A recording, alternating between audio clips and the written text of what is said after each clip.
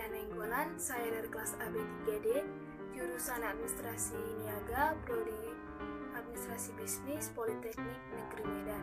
Di sini saya akan menjelaskan atau mereview tentang kebijakan membatasi jumlah produksi atau kuota. Membatasi jumlah produksi adalah untuk menjaga agar produksi tidak mencapai tingkat yang berlebihan sehingga menimbulkan masalah-masalah yang menyebabkan kemerosotan pendapatan produsen hasil pertanian. Maka pemerintah dapat membatasi jumlah produksi tersebut. Nah, lantas bagaimana kebijakan itu dilaksanakan? Baiklah, saya akan menjelaskannya lebih lanjut lagi dengan menggunakan gambar kurva sebagai berikut.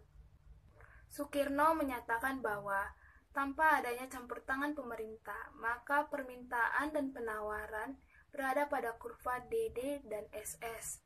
Dengan demikian, apabila harga sepenuhnya ditentukan oleh interaksi antara permintaan dan penawaran, maka harga yang akan tercapai adalah P1 dan jumlah barang yang diperjualbelikan adalah Q1. Nah, kemudian kita misalkan harga yang tercapai di pasar bebas ini tidak memuaskan baik bagi para petani maupun pemerintah, sebab dianggap harga tersebut terlalu rendah.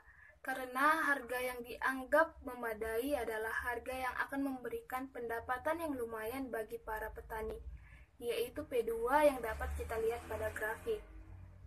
Apabila permintaan tetap sebagaimana yang ditunjukkan oleh kurva DD, maka harga P2 hanya akan terwujud jika penawaran seperti yang diperlihatkan oleh SQ.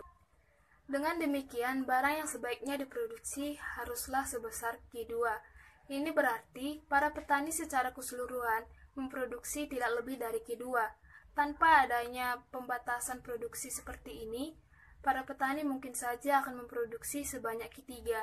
Namun tujuan dari kebijakan ini adalah untuk menghalangi petani supaya tidak memproduksi lebih dari Q2. Dengan adanya kebijakan membatasi produksi seperti ini akan menimbulkan dua macam perubahan. Yang pertama, harga barang akan naik, tetapi kedua, jumlah barang yang diproduksi petani akan berkurang. Pertanyaannya adalah, apakah pendapatan petani akan bertambah sesudah kebijakan membatasi produksi ini dilakukan?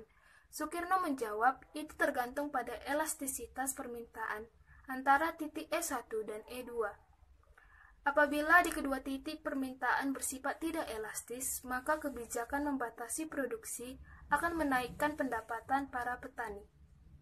Oleh karena itu, dapat dibuat kesimpulan bahwa kebijakan membatasi produksi dengan tujuan untuk menaikkan pendapatan para petani dapat tercapai ketika permintaan terhadap barang yang dibatasi produksinya tidak bersifat elastis. Demikianlah penjelasan saya. Mohon maaf apabila ada kekurangan dalam penyampaiannya. Saya ucapkan terima kasih.